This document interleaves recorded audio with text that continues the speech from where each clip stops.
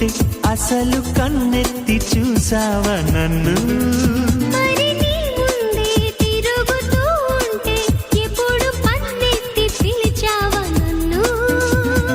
రోజు ఇలా ఈ గాలిలా నీ చెవిని తాకేది నేనేగా.